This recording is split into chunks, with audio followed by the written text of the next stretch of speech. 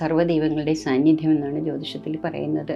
അതായത് അത് നമ്മളുടെ വിശ്വമനസ്സിനെയും പ്രതിനിധീകരിക്കുന്നതാണ്. ഗുരുതത്വം ഇതൊക്കെയാണ് വ്യാഴത്തെ കൊണ്ട് പറയുക. സർവ്വ ദോഷങ്ങളെയും എന്തൊക്കെ ദോഷങ്ങളുണ്ട് ആ ദോഷങ്ങളെയൊക്കെ ഇല്ലാതാക്കാനുള്ള കഴിവ് വ്യാഴത്തിനുണ്ടെന്നാണ് പറയുന്നത്. വ്യാഴം എന്ന് പറഞ്ഞാൽ ജ്ഞാനമാണ്, അല്ലാതെ മറ്റൊന്നുമല്ല, വിസ്ഡം. ഇപ്പം നമ്മൾ അറിവ് നേടിക്കഴിഞ്ഞാൽ നമുക്ക് നമ്മളുടെ ദുഃഖങ്ങളെ ഇല്ലാതാക്കാനുള്ള കഴിവ് വ്യാഴത്തിനുണ്ട്. അപ്പോൾ ഈ വ്യാഴം ഒരു രാശിയിൽ ഒരു വർഷമാണ് നിൽക്കുന്നത്. 12 വർഷം കൊണ്ടാണ് രാശിചക്രത്തിൽ ഒരു റൗണ്ട് വ്യാഴത്തിൻ്റെ സഞ്ചാരം പൂർത്തിയാകുള്ളൂ. അപ്പോൾ ഈ ചന്ദ്രനെ ആസ്പദമാക്കിയാണ് വ്യാഴത്തിൻ്റെ ചാരവശാലുള്ള ഫലങ്ങളെപ്പറ്റി സംസാരിക്കുന്നത്. അപ്പം വ്യാഴവും ചന്ദ്രനും അനുകൂലമായിട്ട് നിൽക്കുകയാണെങ്കിൽ ആ വിശ്വമനസ്സും നമ്മളുടെ സ്മോൾ മൈൻഡും ബിഗ് മൈൻഡും സ്മോൾ മൈൻഡും ഒരു ഹാർമണിയിലായിരിക്കും. ഇപ്പോൾ ഈ 6, 8, 12 വ്യാഴം പോയി നിൽക്കുന്ന നക്ഷത്രക്കാർക്ക് ആപത്തുകൾ വരും എന്നൊന്നും അതിനൊരു സൂചനയില്ല. അവർക്ക് ഈശ്വരാധീനം അല്പം കുറവായിരിക്കും. ഈശ്വരാധീനം കുറവെന്ന് പറഞ്ഞാൽ നമ്മൾ കൂടുതൽ കർമ്മങ്ങളിലേക്ക് അല്ലെങ്കിൽ നമ്മളുടെ ചിന്തകളിലേക്കൊക്കെ പോകുമ്പോൾ നമ്മൾ ആ ഈശ്വരീയത അല്ലെങ്കിൽ നമ്മളുടെ ആത്മപ്രഭാവം അല്ലെങ്കിൽ ആത്മഭാവം നമ്മളിലുള്ള ദൈവികത അതിനനുസരിച്ച് അല്ലാതെ പ്രവർത്തിക്കാനുള്ള ഒരു ടെൻഡൻസി വരും.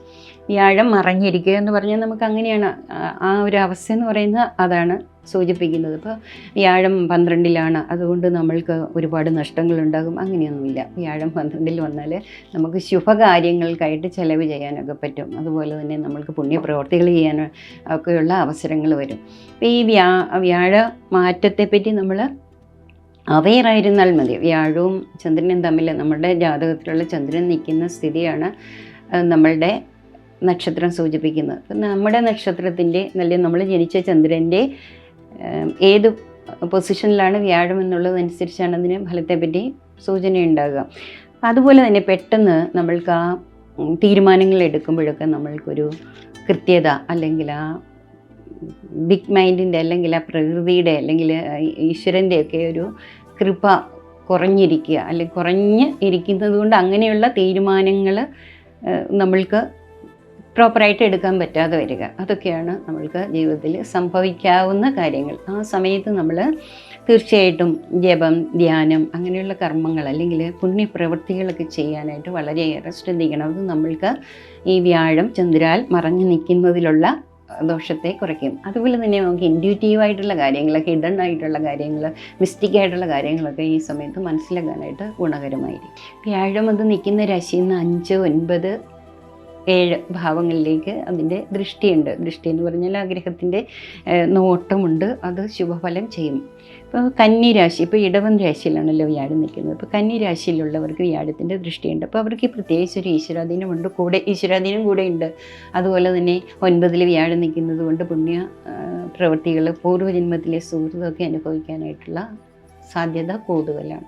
വ്യാഴത്തിൻ്റെ 7ാം ഭാവമായിട്ട് വരുന്ന വൃശ്ചികം രാശിയിലാണ്. ആ രാശിയിൽ ജനിച്ച നക്ഷത്രക്കാർക്കും വ്യാഴത്തിൻ്റേതായിട്ടുള്ള ഗുണഫലങ്ങൾ കൂടുതലായിരിക്കും. അവർക്ക് ഈ ലോകത്ത് 7ാം ഭാവം എന്ന് പറയുമ്പോൾ വിവാഹം മാത്രമല്ല ലോക വ്യവഹാരവുമായിട്ട് ബന്ധപ്പെട്ടതാണ്. അപ്പം നമ്മൾ ഈ ലോക ജീവിതത്തിൽ എന്തൊക്കെയോ മറ്റു ചുറ്റുപാടുകളിൽ നമുക്ക് അനുകൂലമായിട്ട് വരും. മകരം രാശിക്കാർക്ക് 5ലാണ് നിൽക്കുന്നത്. സാധന അല്ലെങ്കിൽ പുണ്യപ്രവർത്തികൾ അങ്ങനെയുള്ള കാര്യങ്ങൾക്ക് അവർക്ക് സന്താനങ്ങളെ കൊണ്ട് ഭാഗ്യമുണ്ടാകുക, അങ്ങനെയൊക്കെയുള്ള അനുഭവങ്ങളുണ്ടാകും. വ്യാഴം ആനുകൂല്യത്തിലല്ല എന്ന് വിചാരിച്ച് നമ്മൾ ദുഃഖിക്കേണ്ട ആവശ്യമില്ല. നമ്മളുടെ മനസ്സിനെ ചന്ദ്രനും വ്യാഴവും തമ്മിൽ ഡിസ്ഹാർമണിയിൽ വരുമ്പോഴാണ് നമുക്ക് പല ദുര്യോഗങ്ങൾ പറയും. അതായത് ശകടയോഗം, കേമദ്രുമ യോഗം എന്നൊക്കെ ഉള്ള യോഗങ്ങൾ. അതുപോലെ വ്യാഴത്തിൻ്റെ കേന്ദ്രത്തിൽ ശുഭഗ്രഹങ്ങൾ വന്നാൽ കേസരി യോഗം, അങ്ങനെയൊക്കെയുള്ള യോഗങ്ങളുണ്ട്. അപ്പോൾ ശുഭയോഗങ്ങൾ നമുക്ക് സന്തോഷമുള്ള അനുഭവങ്ങൾ കൊടുക്കും. മറഞ്ഞ സ്ഥാനത്ത് വരുന്ന അവസ്ഥ അല്ലെങ്കിൽ കേമദ്രുമ യോഗം, ശകടയോഗം നമുക്ക് മനസ്സിനും ദുഃഖമുണ്ടാക്കും. അപ്പോൾ എന്താണ് ശരിക്കും പറഞ്ഞാൽ നമ്മളുടെ ബിഗ് മൈൻഡും സ്മോൾ മൈൻഡും അല്ലെങ്കിൽ പ്രകൃതിയുടെ മനസ്സ് അല്ലെങ്കിൽ വിശ്വ മനസ്സും നമ്മുടെ മനസ്സും തമ്മിൽ ഒരു ഡിസ്ഹാർമണിയിലാകുന്നു എന്നുള്ളതാണ് അത് സൂചിപ്പിക്കുന്നത്. അപ്പോൾ നമ്മളെ ഇങ്ങനെ വ്യാഴം അനിഷ്ട സ്ഥലത്ത് നിൽക്കുന്നവർ എപ്പോഴും നമ്മുടെ മനസ്സിനെ, നമ്മുടെ ചിന്തകളെ ഏറ്റവും കൂടുതലായിട്ട് നിരീക്ഷിക്കുകയും ഈശ്വരപ്രീതികരമായിട്ടുള്ള കാര്യങ്ങളോ പുണ്യപ്രവൃത്തികളോ ചെയ്യാനും ശ്രദ്ധിക്കേണ്ടതാണ്.